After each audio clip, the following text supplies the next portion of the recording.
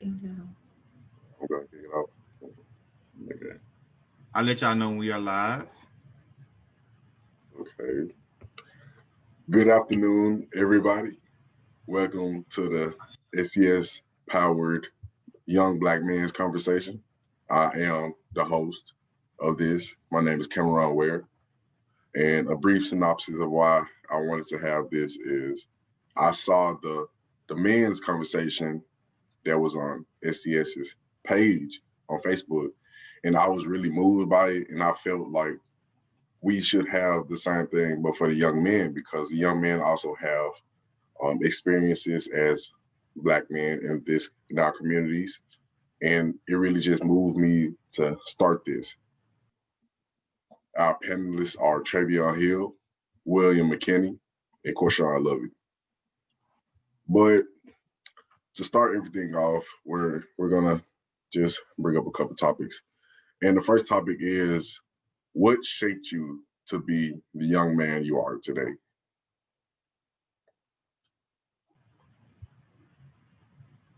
Hey, Well, I'm sorry. no, you keep going, Will. All right. Hi, Miss William.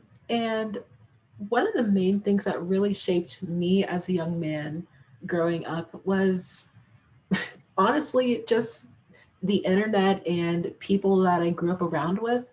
Like, for example, a school that I went to, like a lot of great people that taught me so many wonderful experiences on how to be myself and be myself authentically. And the same thing for the internet as well.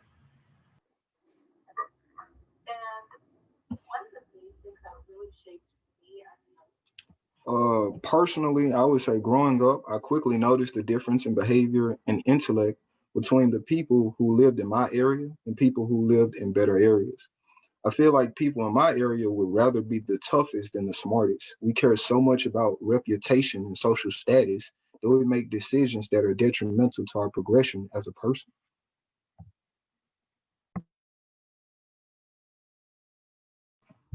I believe what shaped me as a young man is my my stepfather.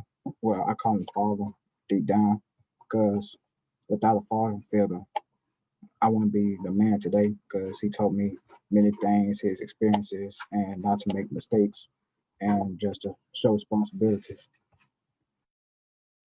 That's real.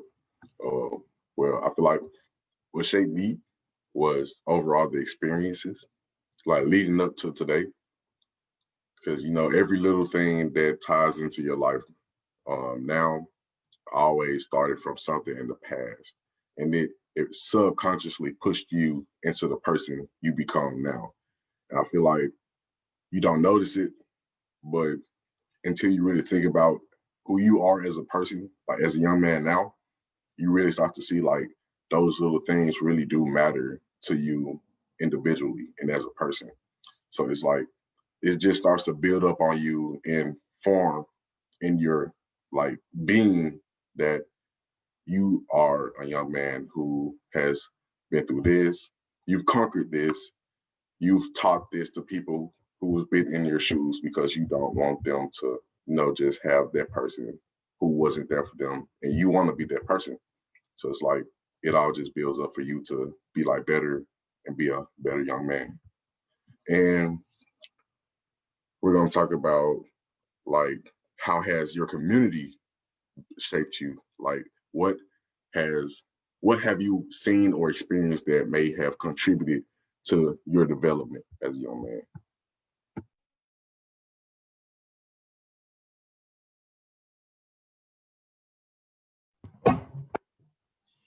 I like to say it's the poverty, like the poverty and the city and the community is what shaped me because it makes me look at other people's lives and be glad at the talents that I got and to it gives me determination to push myself forward.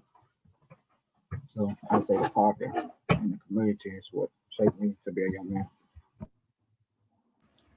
For me, my community has showed me that I can pursue things whenever I want to, as long as I have the confidence, and I'm able to I have that dream. And if I have something, I can't just sit there and be like, okay, it's there. What am I going to do in order to get to that goal? And I think my community that I'm a part of, which I'm part of a lot, and I'm sure it's something pretty obvious, but I think it's really inspired me to move forward with my life and actually go to my goals that I've wanted to. And I think it really shows.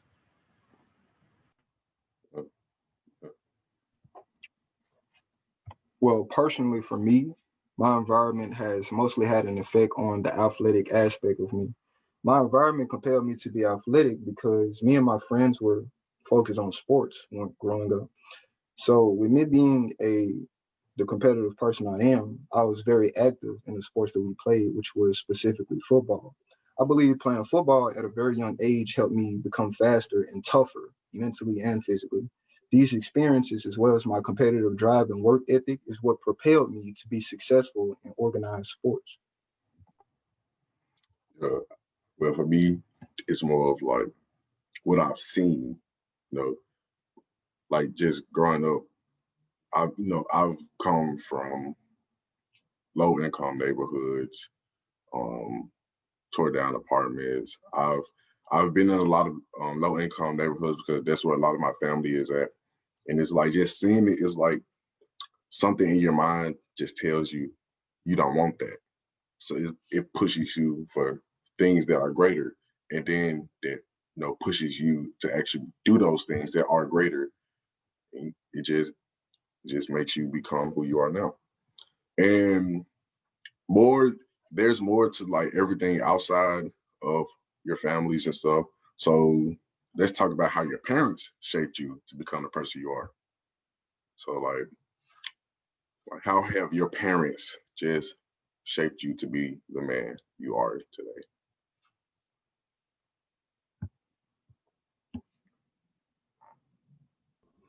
Partially, my mother, growing up, she instilled in me a belief that it's okay to be different.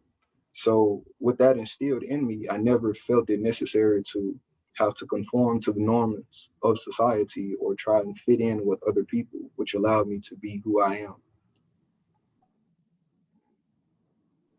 Uh, I feel like I don't know that, but I feel like my parents, they are my biggest supporters, and they keep motivating me, pushing me to success, and all the things I accomplished in like my high school career, it was because of them.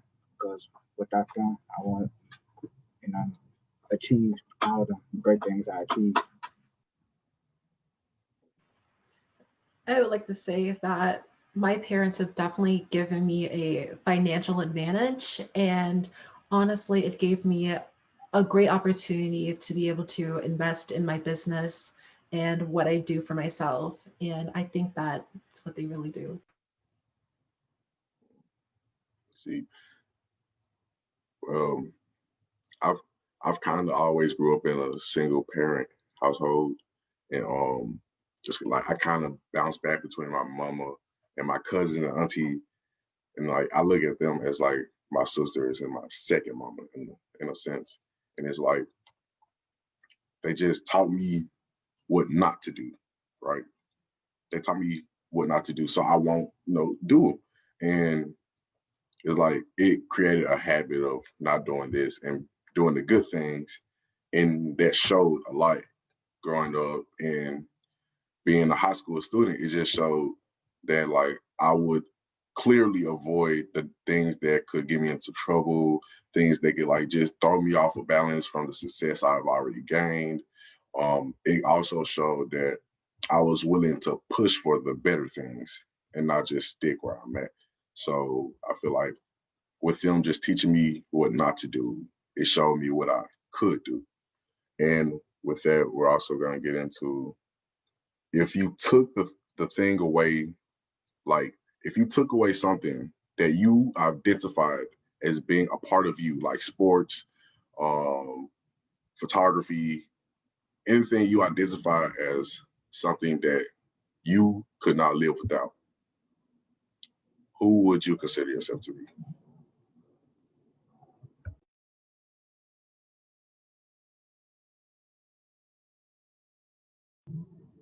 You can jump in. Well, let me start off there. So with me, I love football. Football is my passion. And I've decided to build a lot of things around my football career. So if I was to lose football, I feel like I would lose a lot of things I've built up around football. And I probably will feel a little hopeless because it's like I've built up so much and I just lost it all. There's that feeling of not knowing what to do. And like you may not be able to achieve as much as you thought you could without it. And I just have to keep reminding myself that I'm more than football. I can do a lot more without football, just as much as I could with football. So, what's something with y'all? I like to say, without intelligence, I wouldn't be me. Because my intelligence pushed me, what helped me exceed beyond my limits. So, and I achieved many things. I winning programs, got accepted into colleges, and got scholarships and all that. And with that intelligence, I want to be able to earn those things. And it was hard work over time, and I had obstacles. But as I said from the previous question, my parents kept motivating me, so I pushed through them. So, and I had the resilience to go through them. So, with that intelligence, I want to be me. Hello. Oh, I think for me, one of the main things that I'm a content creator. I create content, I write, make films, write songs, like that's what I do. If my creativity was taken away from me, I feel like I wouldn't be able to do all that. And if I did, it would be very dry. The content I make would be dry. And me as a person, the way it affects me, I feel so trapped because I wouldn't be able to know how to express myself and be able to get my ideas out onto a paper or a screen. And I think that would limit me a lot if I did not have the creativity that I have. Well, personally for me, I feel like without my desire to be great in everything I do, I would be an average person because I would not have a thirst for knowledge, which leads me to be as intelligent as I am now. I would not have that. I would not have the athletic side that I worked so hard to achieve. It's very hard working, and in order to get your body to the point where you can play sports at a high level, you have to work very hard. But if you don't want to play at a high level, you do it for fun, then you won't work as hard. So you will not be as great. So like I said, without the desire to be great, I'd just be an average person. It's real. It's real. And I understand that drive and that mental drive for education that just pushes you to do everything you set up and try to achieve over the years, all that hard work, it really just sets you back if you were to lose all of that. And I completely understand that. But it's also like you just can't think about losing that. You don't want to think about losing all that because it's like, what else do you have now? You know, so all of that is real. But let's jump onto another question. What do you see when you look in the mirror? For me personally, I so you know how you can break your laptop, right?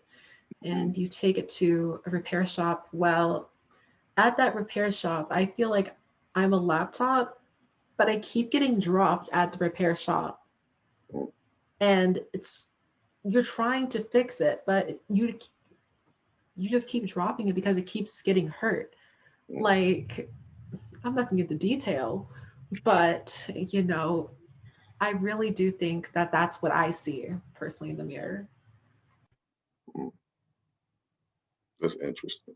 I like that.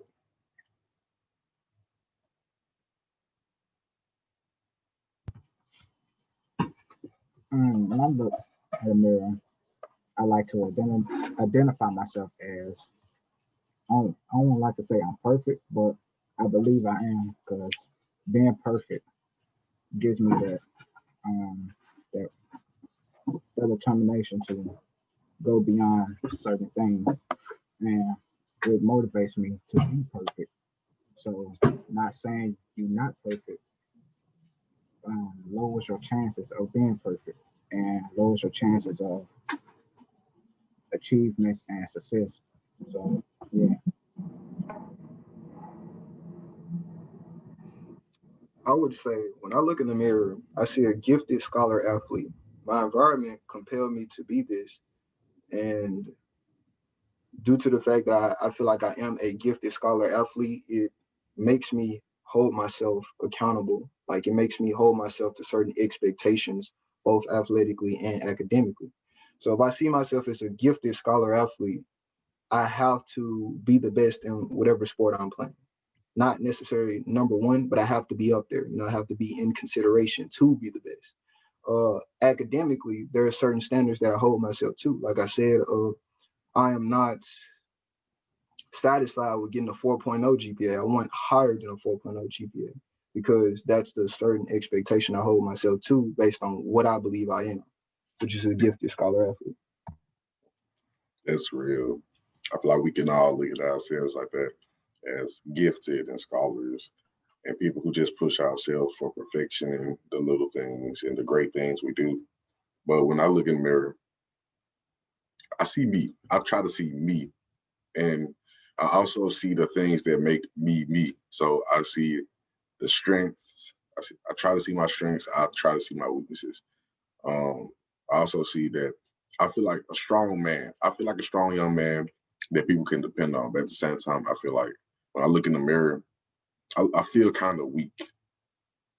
Like on the outside, I'm strong, but on the inside, it's like I'm weak. I'm meager, and it's kind of like an internal conflict, but it's something I try to overcome with success in the things I do. But we're gonna jump on to another topic, and what do you all think a man should be? Can you repeat that?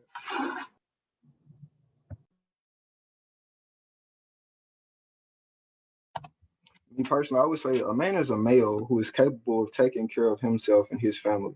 As a young man, I personally don't feel like we are headed in the right direction though, because our generation, based on like the stuff we do and our mindset, I feel like we aren't on track to be less impactful than previous generations.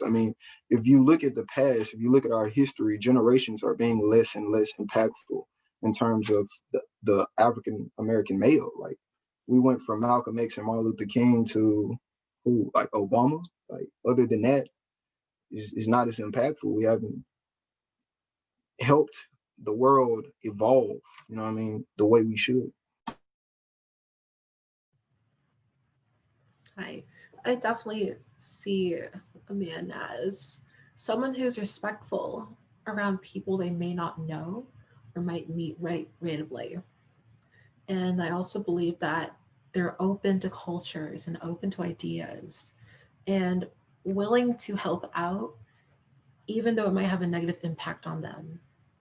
And adding on to your statement, Travion, is that correct? Right.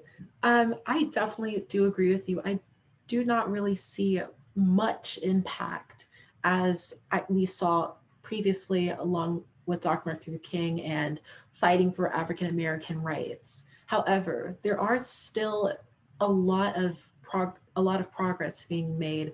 It may not be much, but I do believe that there's still some happening within the African American men group. I like to add on to what William and Travion said.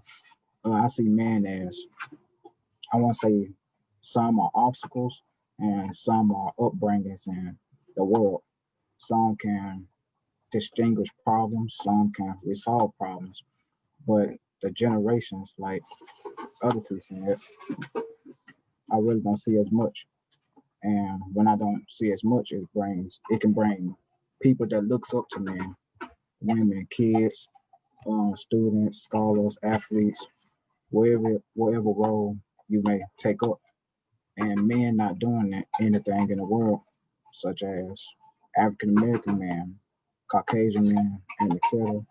It can really bring down the rest of the generations and lower the chances of people being great themselves. I completely understand that. And I feel like what a man should be is more than that already set standard of you have to take care of your family. Um, you got to do a lot of things to take care of the house and the family. I feel like a man should also be someone who can take care of everyone he comes in contact with emotionally when it is needed, and mentally. Like we should mentally be able to educate people who are looking for that type of education that we can offer. And we can virtually offer anything that we choose. So I feel like a man is somebody who can offer anything and give anything. But what Travion initially said of like not seeing what the impact that the men of our generation could bring brings me into the next question. And that question is based on the men who have impacted our lives, like what do you think that how do you think our generation of men will be in the future?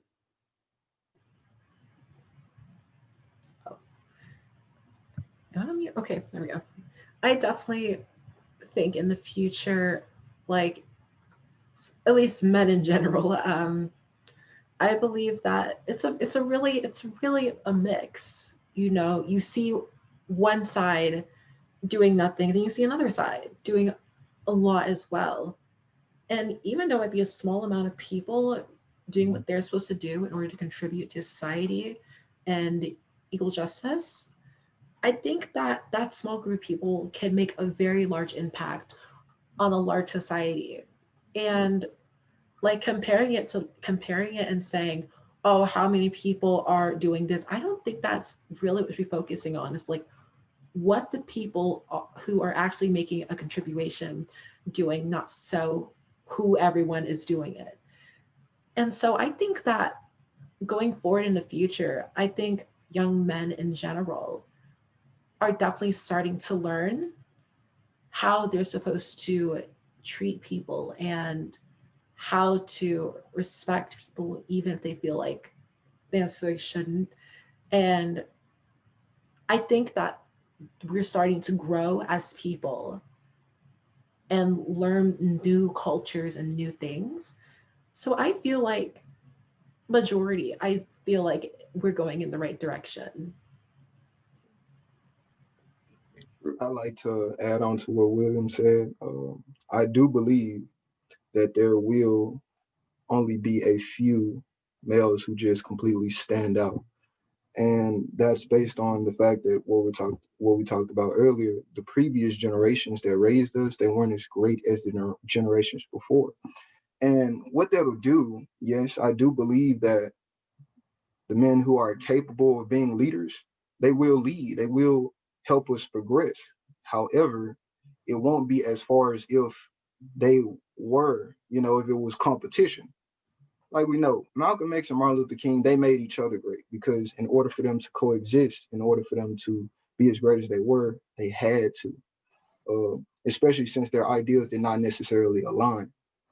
But another part of that is the fact that their time was difficult. They were fighting for a cause. We don't have such a great cause to fight for. Our problems these days are social mostly, right? Not social rights, but like social media. Like our situation is totally different, which I believe will not lead to as great leaders as we've had previously. Yeah, I completely agree with that. But at the same time, I feel like we can push for more than just social changes because although there are still some great changes that need to happen, that primarily has to happen on the other side. Like they have to be willing to, change and cooperate, see things in a way that we see, and truly just understand that like they need to change. They need to change and they need to push for the things we are pushing for. But all of this brings me into my next question, and that is, can you count on your hand the number of men you can actually depend on? And how does that make you feel?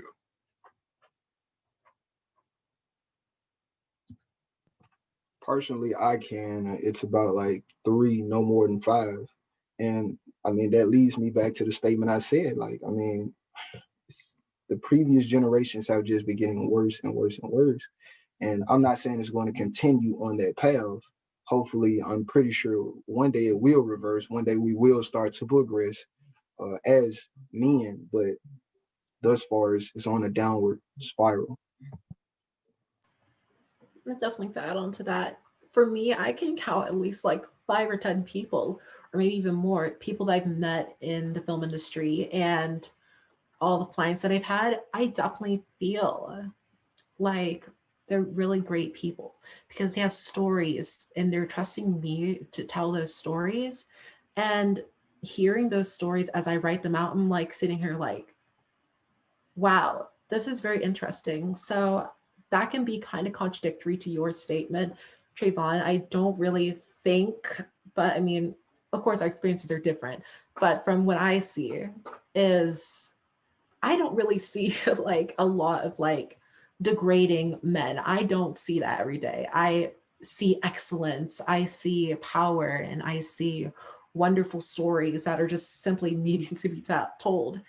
And your situation might be different from mine, but from me, I don't see that. But I can definitely see that on social media with a lot of young men acting, yes. And of course, you could see a lot of other young men acting, okay, we can do something.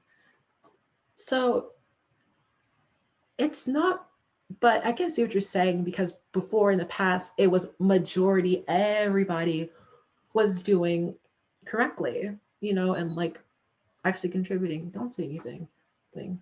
But I definitely do agree with you though. Like I can definitely see those. Yeah, yeah, I agree. Yeah, I'm kind of like in between. I'm like in the middle between like Travion and you, Will. It's like I know a lot of great black men I can depend on. Well, I know I can depend on him, but it's like I feel like I really can't depend on them for some things. I feel like I can count up to about 8 honest black men that I can depend on for almost anything. And I feel like that number could be higher. It really could be higher. But like Travion said, I feel like the impact and leadership of our black men in the previous generations of our community has slowly digressed. And I feel like we could be that just new generation of black men who just brings that impact that we are looking for and needing. Cam, do you believe that's due to the fact that I'm just making this statement kind of broad, but I believe it's true. Do you believe that that's because we are a pretty good group? You know what I mean? Like we are pretty smart individually. Mm-hmm. So of course people are willing to invest their time, and like you say, they're willing to make sacrifices for us, those men, that we can look up to, that we can depend on because they know our potential. They know that we probably will be something. However, on average, for those who may not be as successful or as hardworking as us, as has a vision, have a plan for what they want to do, they need them most. they are the people that need the men that can be depended on most. Because like they said, we're on the right path, so we could just use a little guidance, but we're already on the right path. What about those who are not on the right path? Or on the path of the opposite of success? They're like I said, on a downward spiral. Like they say, the way that the schools have a program where they know what's projected to be how many young black men are supposed to be in jail. What about those? Mm-hmm. That's what I'm saying. So I've thought about that a lot, Trevion, and and because I thought about that so much, is one of the reasons why I want to become so successful and give back to my community. Because I just see how the men of our generation they've found themselves in a position where it's like they don't have a plan, they don't know what to do later, they just don't know. And I see that they need guidance. And I understand that because we've put ourselves in the position to gain that help, that we are focused on more than those who aren't in our positions. So I see where you're coming from completely. I completely understand. And I feel like we could change that too. But now that's gonna come to the point where we have to think about how are we going to promote those type of changes within our leadership. I feel like the man that does good in life should provide the opportunities and guidance to the man that's down, like down in spirits, and like Travion said, doesn't have the vision. So people like us, or men like us, can provide them opportunities and help them lead them to the right way. I definitely. Mm-hmm. How you go, Will?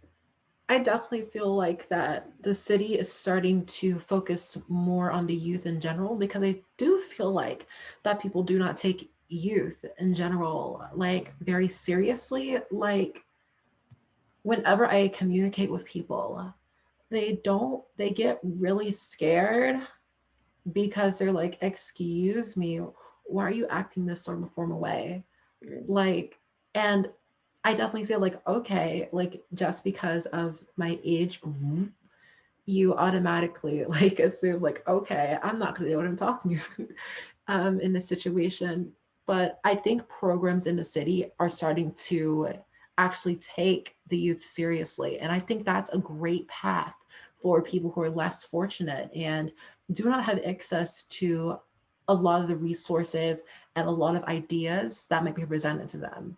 And I think that would be a great way. I think what the city's doing, such as Employ and what's the other one? MAP, I think it's called, and a lot of the other great ones, and the mentoring companies, places like STS, Light Memphis, a lot of youth groups.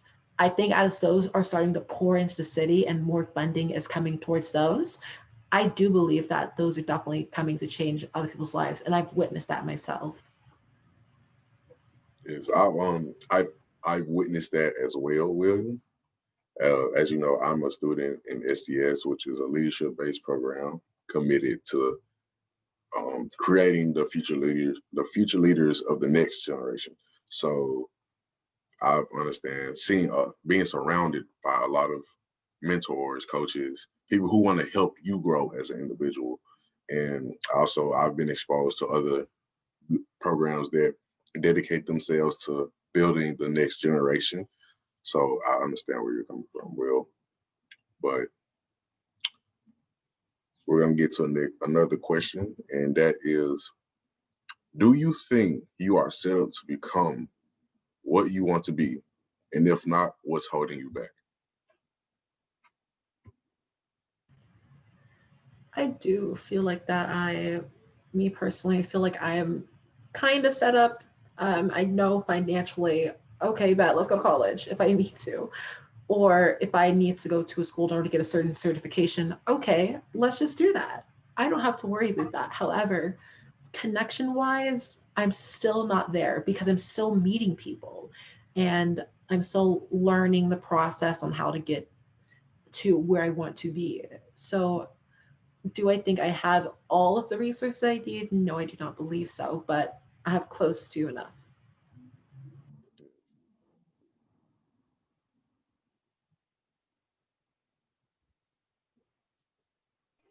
Well, for me, you said, do we feel like we have the resources to be what we want to become? Is that what you said? It's more of, do you feel like you are still to become what you choose, to become? And Mm. if you don't feel like it, why don't you feel like it? Like, what's holding you Well, personally, you see me, I shoot for the stars back? because my one of my quotes is always, if you shoot for the stars, you will at least reach the moon. However, if I shoot for the stars, I don't believe that I am set up to be what I would want to be, which could, because personally, I want to be a politician one day, right? So the highest politician in the land is a president, right? I don't believe I'm set up to be that. And personally, before I get into that, I want to be a lawyer. And I kind of gave up on that dream a little bit because I realized that I am not financially in uh, a position to really be able to go to law school and go to college before going to law school and be able to pay for all of that by myself, right? Because that would put me in great debt, which I may be able to earn off, but it's not guaranteed. So it's not a risk that I'm willing to take. I'd like to add on. What's holding me back of personally becoming an entrepreneur is the things I'm scared to like fail in college or have my grades job get kicked out or whatnot, not being financially available to pay things like books and tuition. Like them things scare me. So mostly is the next step towards college that's holding me back. I'm going to college. It just the things I'm going to experience in college. And yeah, I feel like that's what's holding me back. I completely understand that. First and foremost, coming from a low income neighborhood with like a generational curse of just like not becoming successful enough for your kids to have something, to look forward to and support.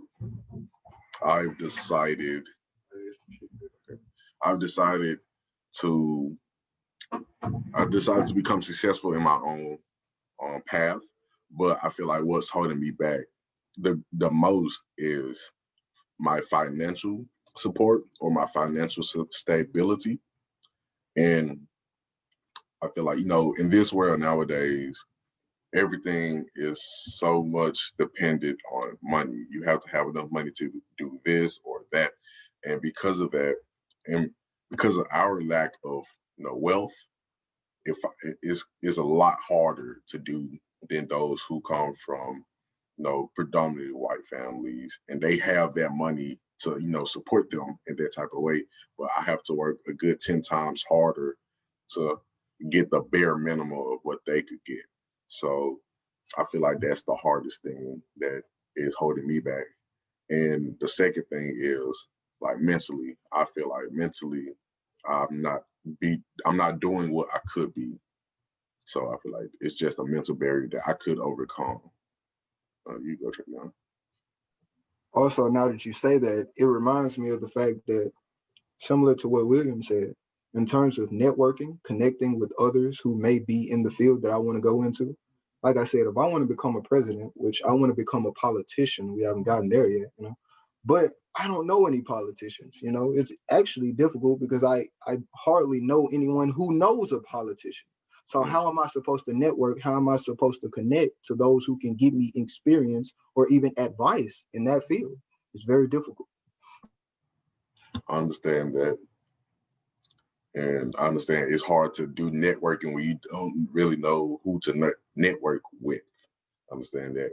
But with the help of STS, I've gained some networking skills and I've learned how to do some things with it. So, if you ever need help, you could kind of ask me and I can see what I can do, So just throwing it out there.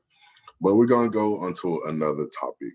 This one may be a little touchy, but this topic is about women. Right?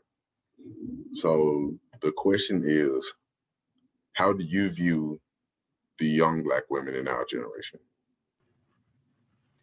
Yes, I feel like that they're a group of wonderful individuals that are becoming stronger every single day. And honestly, also going back to like the same thing for African American men as well. I definitely do see a lot of, degrading going on. However, I do believe the same for African American men as well. I believe they are uplifting and removing past oppression and moving on from that and starting to succeed their goals. That's what I see.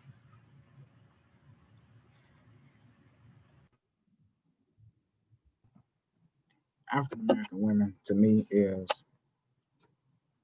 they made men. So it's like I want to say connection. So African American women can be a motivational, like they can be strong as men, they can do jobs and roles and do certain things like men, and altogether they just amazing. Like strong Black women in my family, it helps me, it can help men and young men like who wants a daughter, can treat them like the young, strong women in your family taught girls in your family. So it can really set the example for other individuals that are female. Hmm. Well, answering directly from Cam's question, the way I view young African American women is typically I see them in two ways. Either they are mature or immature. Do they have goals and a plan, or are they only focused on living in the moment? This distinction is typically what changes or determines what I expect from them. Being honest, loyal, and consistent is not something I would expect from an immature, girl. So what do you plan on doing with them? Like long term depends on whether they're immature or mature for me. Yeah, I understand where you're coming from, Travion. And I can say I've had my run-in with girls who are immature, and I've seen those girls who are very mature. But I've also had the opportunity to experience a girl who is immature, but when it comes to things that she is serious about, she becomes very mature quickly. Like like her education, sports, the things they find they can like seek success in, they become mature in those moments or situations. So it's like I like this just going off of what you said, but how I view women. Well, one, women are strong. They strong. They create the body. Like a man provides the essence, but they create the body. They shape the body, and because of that, I feel like that makes them strong, because you have to be strong to carry another life within you, especially for 9 months plus, or maybe a little shorter. And also, I feel like they're very much intelligent. Like now, I've you can see that the Black male has slowly digressed within the education system, and our Black women have mostly taken over. Because I've like just through the years I've seen um in honors awards, I've seen the Black woman like take over the stage, and there have been like spots of Black men, and then it's been like that throughout, just my education, um, life, and school. So it's like I just started to see that the women of our generation, they've taken over education wise, and I don't find that degrading to the man at all. I find it much more attractive because it is. I find it attractive to that a woman feels that success lies within her education. So another question is, as young men, do we have a responsibility to protect our Black women?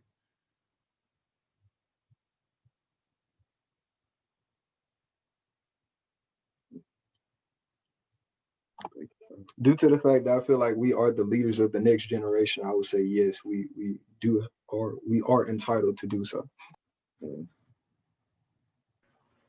I feel that, excuse me, thank you. I feel that yes and no, because I feel like as a group of a minority in general, I feel like that we should all be coming together and supporting each other.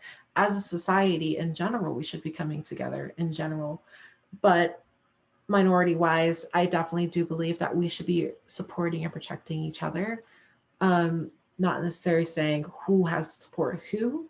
I have the different views on that, but at the same time, as African American men, yes, we should be the ones to step up. And as African American women, yes, they should also be the ones to step up. So I believe that both parts can play a huge role. I want to add on to what William said. What William said. My bad. Um, some women can depend on themselves. Like they don't have to depend on us, because like what we said in the previous questions, they are strong, and sometimes they are small. Like for example, we have one that is valedictorian right now, and I've seen her accomplish many things, and she did it. What's the word? Astonishingly, yeah, yeah, and, yeah. It's like a yes or no between like men should protect women, but sometimes women can protect themselves and depend on themselves, and just in case like a man leaves, like they won't have to lose anything. Yeah, they can fight for themselves. Yeah. Yeah, I agree with you, Krishan. I feel like women, they don't need us to protect them. I can agree on that. Women do not need us to protect them, and they can do a lot of things on their own. So it's really is in certain aspects whether they choose to have us protect them rather than us needing to protect them, and it's more of I feel like a want, because we all know that women can protect themselves nowadays. They don't need us. Then also I feel like sometimes physically the man is just overbearing, and at the same time I feel like we are what protect them, because I feel like we can be overbearing sometimes, but it's like to protect them. And I feel like sometimes a girl or a woman may not see that like that. We may seem like clingy or just we ask too much, but it's because we know what is out here that can just do things to you that like won't happen if a man is around. Like, I understand that rape is a serious issue, but it happens mostly because a woman is alone. And I find it heartbreaking that a man sees that he can't control himself because of what a lady has on, and it's just very sickening to me. But we're going to go to another question, and that is, what does it look like to protect our Black women? We could talk about like protecting them, but what does it look like to protect our Black women? Personally, I believe the first thing we can do to protect our women is to change the way we view and treat our women. If we want other races to respect our women, we ourselves have to respect our women. Yes. Mhm. I definitely. I'm sorry. You can go, Will. Oh, I'm sorry. Well, I believe that adding on to what you said, yes, I definitely do agree. Respecting women as a whole, and being able to, like you said, showing other races, because historically women, especially African American women, have definitely been sexualized, especially by younger men and older men and men in general. Um, and I definitely do believe that showing, okay, we've moved on from that past. Let us show that we, like, as African American men, don't do that as you might see in older movies or something like that. Like, if you want other race to respect us, then show reasons why we need to be respected. And I think with the way the media and what we see on television, like, I can definitely see that's not very reflected well, Hmm. and it it affects the way African American women are treated, and it definitely affects the way that we are treated. And I definitely think there needs to be a lot of changes made for perception and representation that we have. Feel it. Feel it. I like to say that protecting a woman, an African American woman, looks like protecting their rights and their attitude, their demeanor, mostly emotionally and mentally, because they could be strong on the outside, but outside, but what goes on the inside can affect them, like affect their demeanor, their attitude towards certain situations. So I feel like as a man that could provide for African American woman, it can be to protect their emotions and feelings and view them as equal to men, and their rights are equal to us, and that they should have certain things to do that man has, and the opportunity that man has, and the vision that man has. So I feel like men should protect their visions and their attitudes and their mentality. Yeah, I agree that we should protect the women and our women internally, because externally they don't really need us for that. They got that themselves. But what can we do to support them emotionally?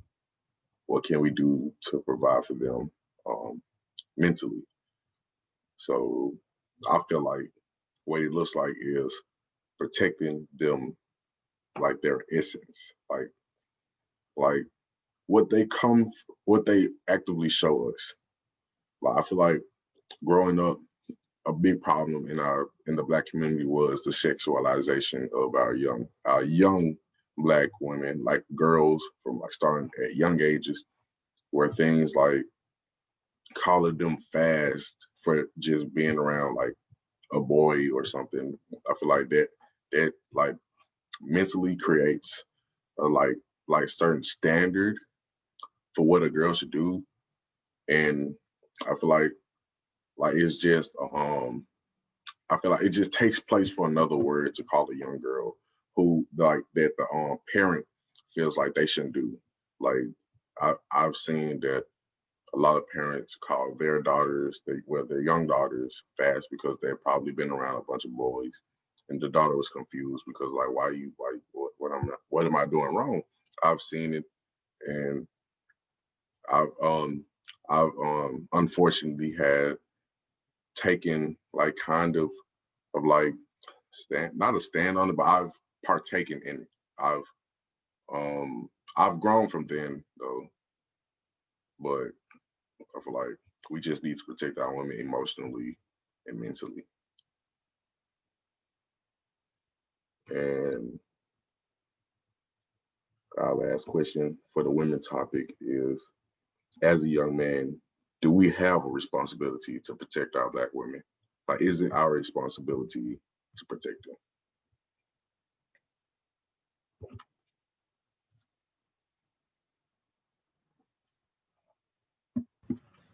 Okay, I'll begin once again.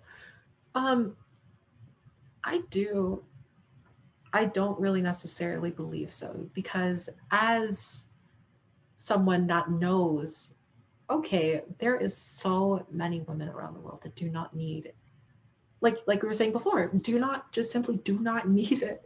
They can support themselves, and they have other people that are there professionally to do that for them, and they can do it for themselves.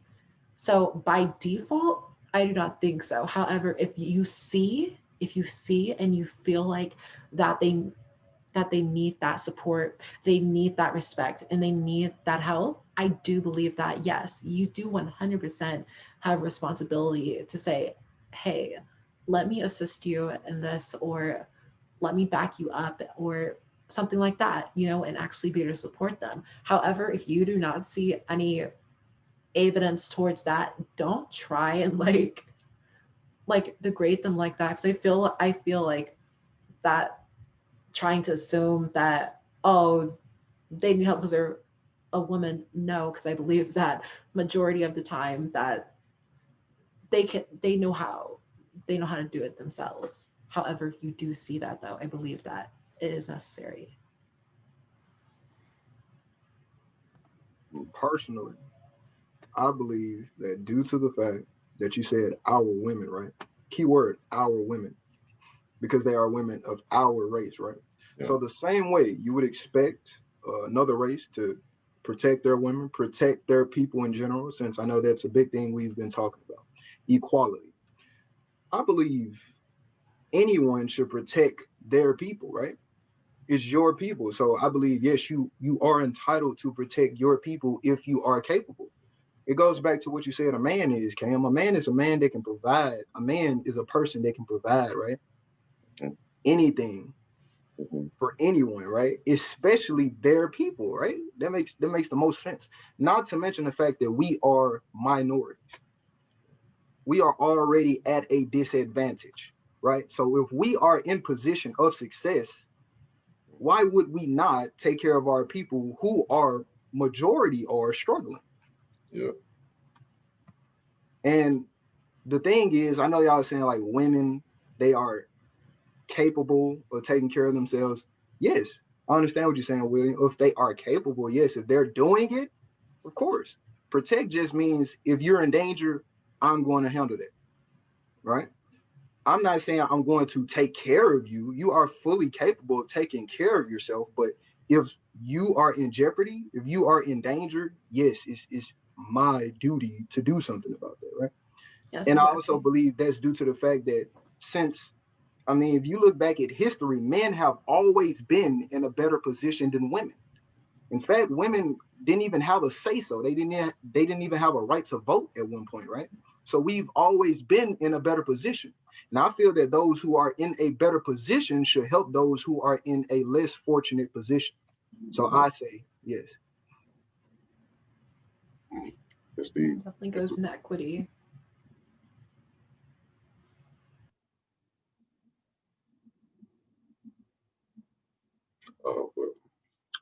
well, I feel like Travion said, we don't have to, just take care of them. But when the time calls for us to, protect them in times of harm and danger, that's when the man truly steps up and protects his woman or our women for the majority. And I feel like that's one of the key places of a man is to protect our women from danger and things that could put them in danger and create better situations and living accommodations for our women and those who will come after us. So, Krishan, do you have anything to put in? You don't? Okay. Well, we're gonna move to the next topic, which is education. So, as young men, do you feel like you are academically achieving what we should? I me I'm sorry. Oh, you could. Now you can go ahead. Okay. Well, for me personally, I would say that me academically, I am above average. However, like for other men, it's honestly hard to say. Like regardless of statistics or academics, especially in African American men, I don't really believe that it should be generalized per se.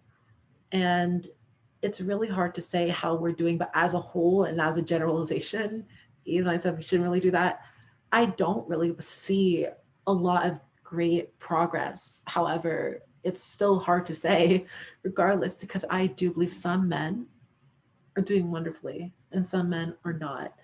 So, but to put it in like a gender category or race category, I don't really think it should be generalized.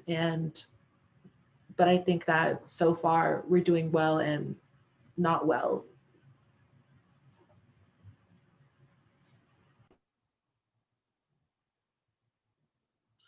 Yeah, well, I agree. I feel like I feel like our men are doing well, but not well at the same time.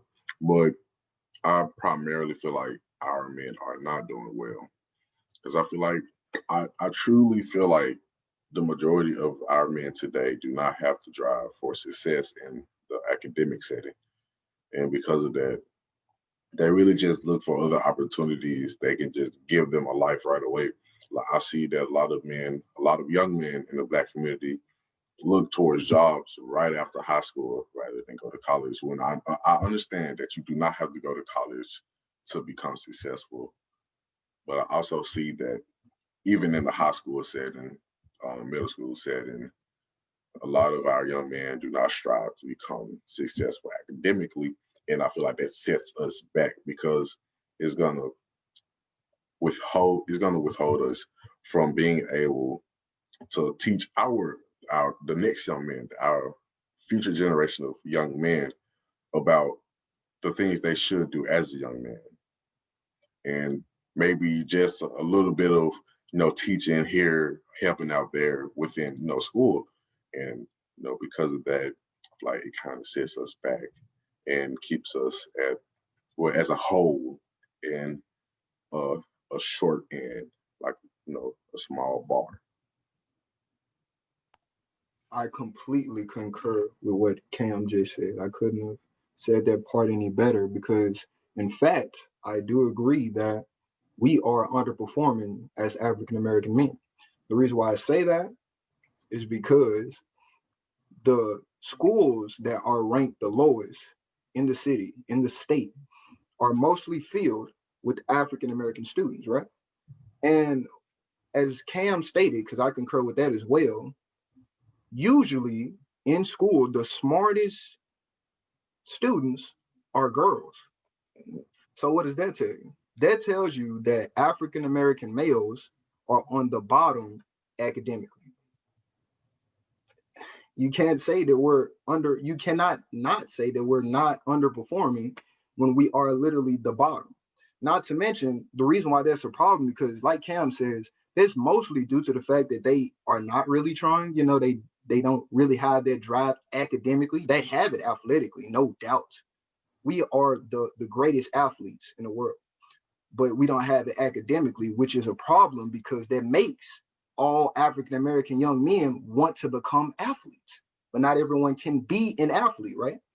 And those great jobs, those doctors, those presidents, those politicians, like all those good paying jobs require you to go to college. But how can you go to college and succeed when you can't even succeed in the basic mandatory school?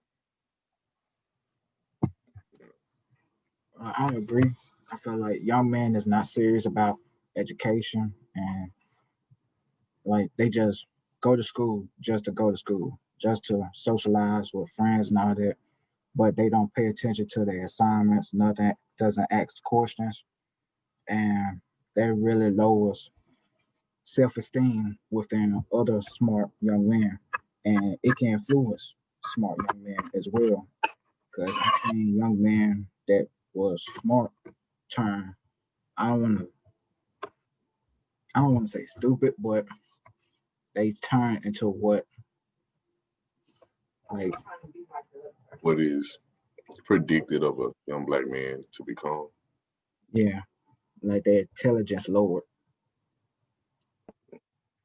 Yeah, that's Yep. real. I don't agree. You don't agree? Oh, I'm sorry, I thought you were talking. I do agree, actually. Yes, I do. Um, and I was starting to think, I was like, okay, these problems exist. However, how can we fix it? Because we can sit here and look at it all day and say, yes, they are at this disadvantage and they're at the bottom, like you said, Trayvon. I do agree with that. Actually, yes. However, how can we fix this? Because we can't just simply leave them there. So, like, what are ways that we can actually uplift them? Like maybe start programs or something like that. Like we can start those all day, but what can we actually really do in order to engage those students? Personally, I believe it starts with us. It starts with us showing that, hey, there's not only two ways to become successful as a young black man. You do not have to rap or be an athlete in order to be successful.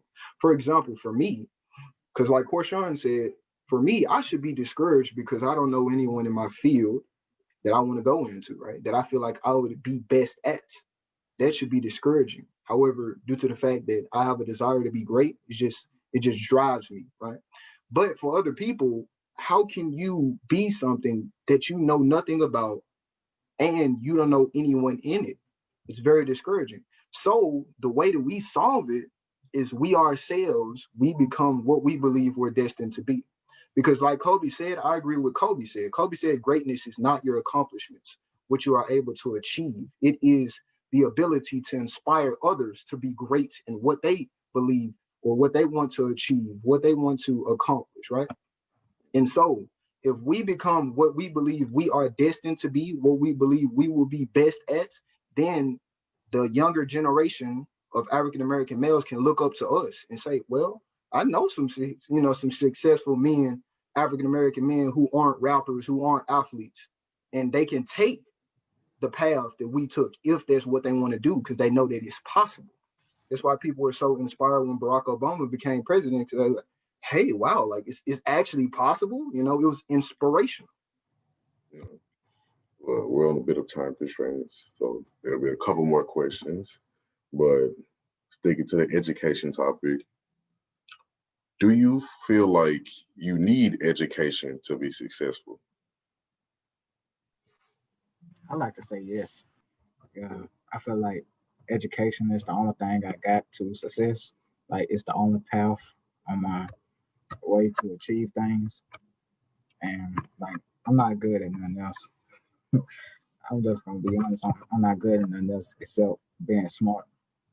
And yeah, I feel like just the key to success for me. From what I've seen and from what I've heard from some of my other mentors, yes and no. That piece of paper that you get is your certification, and it just depends on what you're trying to go into. So it's kind of an iffy topic of what you want to go into. Um, it, I'm sorry. Um, but for example, if you want to go into, I don't know, like working with airplanes, okay, you got to get education and working on them airplanes. Otherwise, how are you going to work on airplanes? So I think getting education on what you actually want to be successful in rather than, okay, getting education, something that you might want to be successful in. I definitely do believe that a lot of things that the system like it teaches you, I think it's definitely a waste of time, especially if you do not want to proceed in that, which is why I believe that there should be a lot of changes to the school system and give you that flexibility in order to learn and have more open doors for younger people in technical colleges and different courses, because I believe that they could definitely lower the ages for those certain fields and classes and courses instead of just closing them off until you get that high school diploma. And I see a lot of programs actually doing that. For example, I don't know if you've heard of it, but there's this program that's going on in the city where it's like you can take college in high school. And I think that's a really great program. And so I definitely, I think that it is necessary depending on what you need. Well, with me, I feel like education is needed, but at the same time, it is not. So I feel like you don't need an education. Like you don't need to go to college. And in some cases, you don't need to finish high school to become successful because we have a lot of people who become entrepreneurs after high school and they become successful with what they create. We have a lot of people who join, they seek a job, they get a job, they become successful and move up the chain as the years progress. But at the same time, if you want to go into uh, a certified career, where you need like a certain degree or on specific certification, you'll need education to do it. Like Will said, you'll need to go to college, get those certifications, the degree, and then you can truly pursue the career you've chosen. So I feel like you need education, but you also don't. So Similar to what you both said, I do believe it absolutely does depend on what field you want to go into. Similar to what William said, I absolutely concur that the school system is flawed and that it should be more so of a focus on whatever field you plan on going into instead of a broad scope of different subjects. However, for me personally, I do believe the field I want to go to into does require me to have an education. we're going to jump onto another topic real quick. We're going to be discussing violence in Memphis. And how do you feel about the violence that is occurring in Memphis? I Travion. def You can go, Will. oh no, You can go, Will. Oh, okay, okay. Well, I do find it quite absurd. Like I used to live on that area of town, and I I never really experienced violence personally.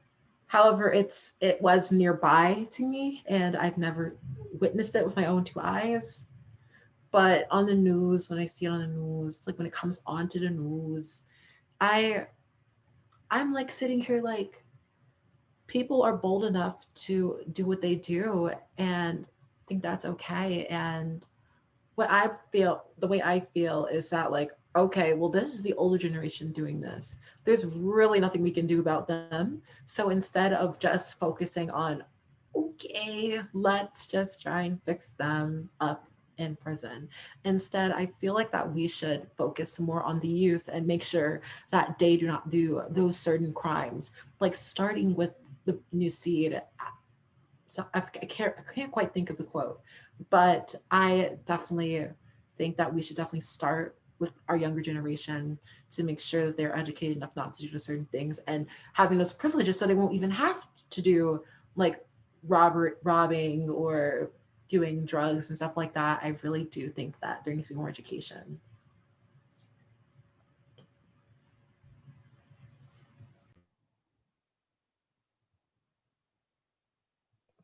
It's weird for me because I never felt a specific way by, due to the violence in Memphis is because I'm just so used to it, it's always been there. And personally, I believe that the violence is committed because back to what we're talking about, the upbringing, right? I believe people care so much about their social status and fitting in with their environment, no matter if their environment is good or bad, right? So, of course, if you're in a good environment, and you're trying to fit in with good people, you're going to be on the right track. But if you're in a bad environment, you're trying to fit in with people that are doing the wrong thing, you're going to do the wrong thing to make sure that your social status is high with them. So you're just falling into a trap that's just set up for us, young African American men. But hey, how do you fix it? uh, it's real. Um, I feel like I've become, like Travion said, um, I've become numb to the violence in Memphis. Like, and I've seen that that is something that happens in a lot of areas that have like high state rates of violence. And I feel like it's a bit disturbing because I feel like nobody should really have to be numb to violence. Like it shouldn't be something that you hear on a daily, and it's something that you, like in Memphis you do hear on a daily. Like you see on the news that another life or lives were lost in one day, one night, due to somebody feeling like they needed to put power into a weapon and not their words or their success. And because of that, it strips a life from the families of those who value them. And then I also feel like it's because people feel like they need to do certain things to do what they can to provide for their families. So I feel like we were saying earlier, we've been put at a disadvantage. So we've have to look at certain things to do what we need to do to provide for our families. When there were other options, but at those times I feel like they felt like they couldn't really just pursue it because of the our placement and just the lack of I don't know what to say. I don't know how to word it. The lack of the lack of opportunity, and if I feel like it may force them or strongly persuade them to look towards violence, even though they initially do not want to.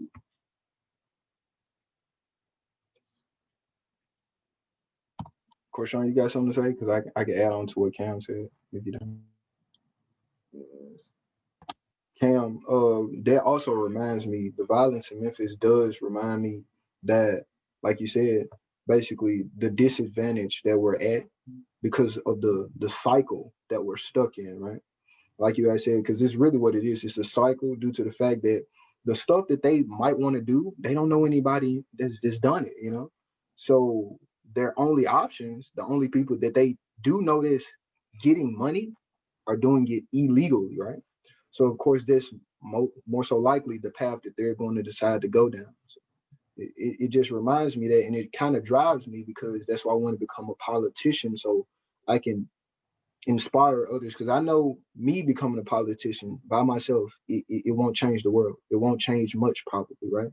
But if I can inspire others to become lawmakers and help create laws that help the minorities, then I've done something. Yeah, that's real. I'll move on to one more question, and that is, what do you think are some solutions to bring down the violence in Memphis or in Black communities?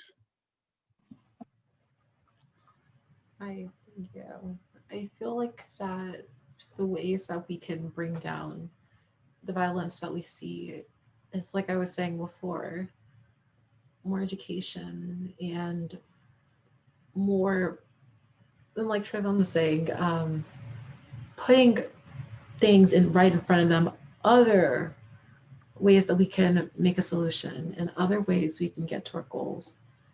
Because violence is, I'm not going to sit here and tell a story. It is an easy but very traumatizing and very easy way to get to your goal. However, I do think that there are many other ways that we can get there. And I think putting those ideas in front of those people and putting ideas in front of everyone in general and giving people access to that, especially in the African American community, I do believe that that's one tremendous way that it can help. I completely agree with William. And I believe that the best way to do it is through education. And the way we should do it through education is to uniquely provide for individuals. Because, like Korshawn said if he wasn't smart, there's this only option. Like if he wasn't smart, he'd be nothing, is basically what he said. So I want to I want to say that the best way to do it is through education. Show that no matter who you are, you can provide something. You can be something successful. No matter if you're not that smart, you're not that good at sports, it's fine.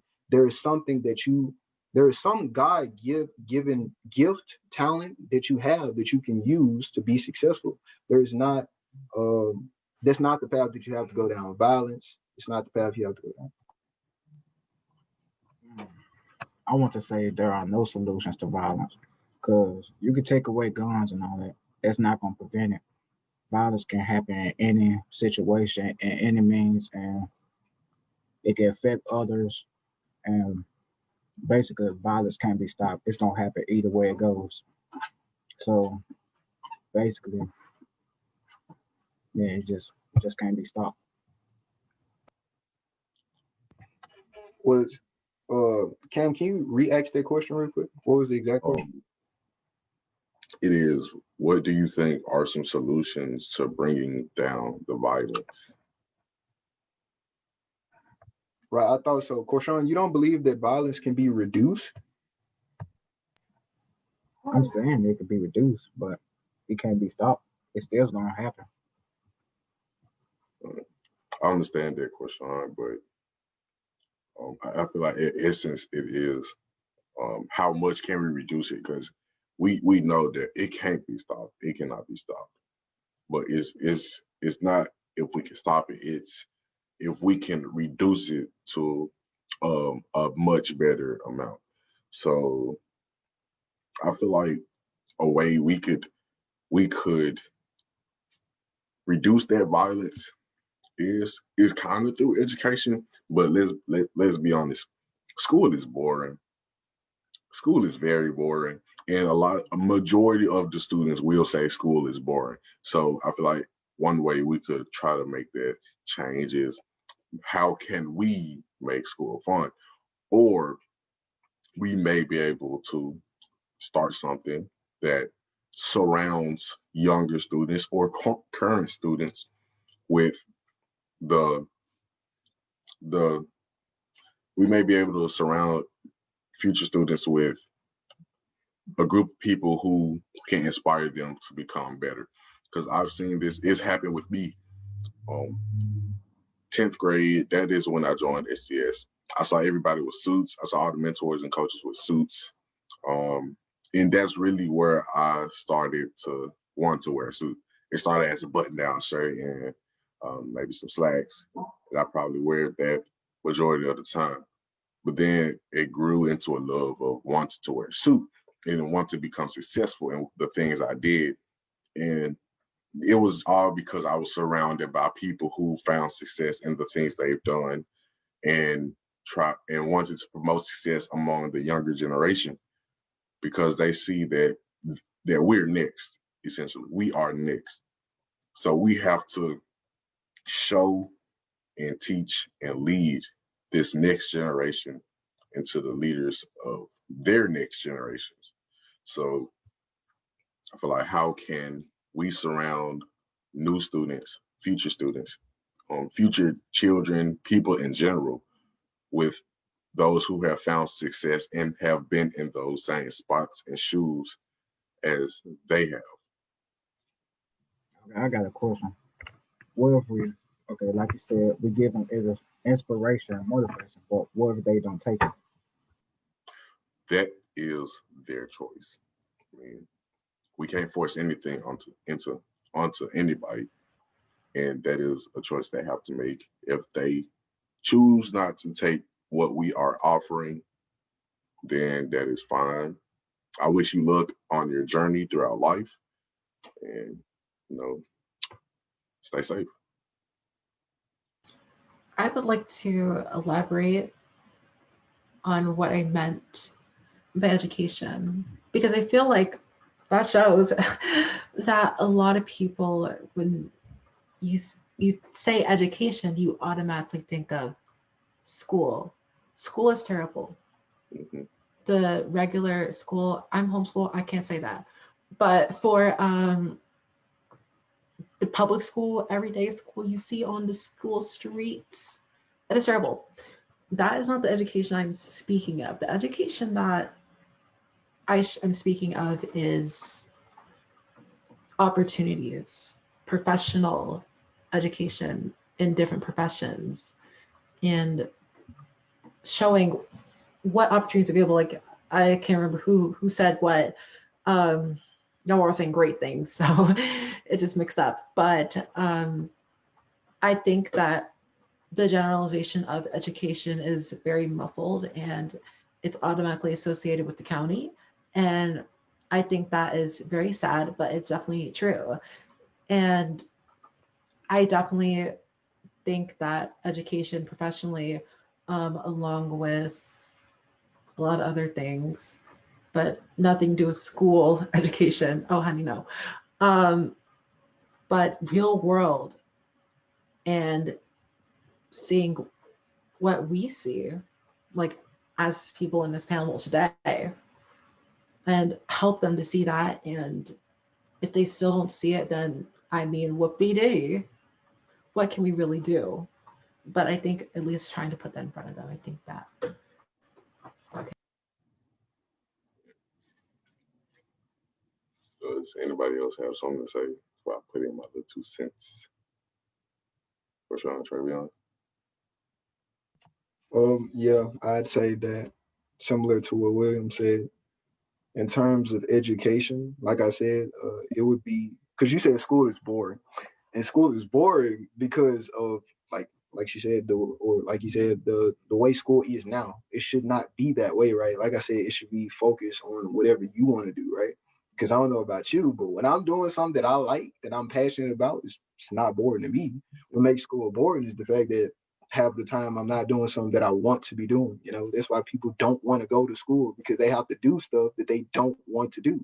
However, if you're going to a school and you're learning about something that you like to do, I believe it could be quite fun and interesting and helpful. I agree.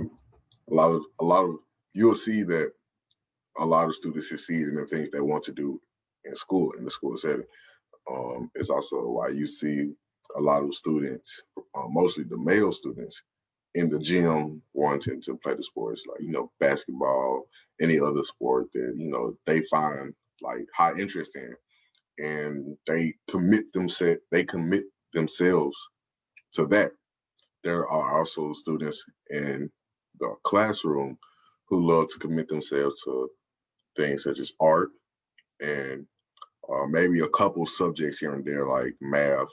I don't understand why math, but math, English, social studies, but it's not many. And I feel like we're gonna need more of them, because we have to teach that next. We have to teach that. But is the drive is decreasing. Like we're not aiming for what we could teach next. We're looking for what we can do now. But yeah, that's all. Does anybody else have anything to say? Well, that was the last question of the violence topic, and we are done for today. I would like to thank everyone for coming in and viewing the live, and thank you for the support. Thank STS Enterprise for sponsoring and promoting this event. And everyone, stay safe and have a blessed day. Thank you all.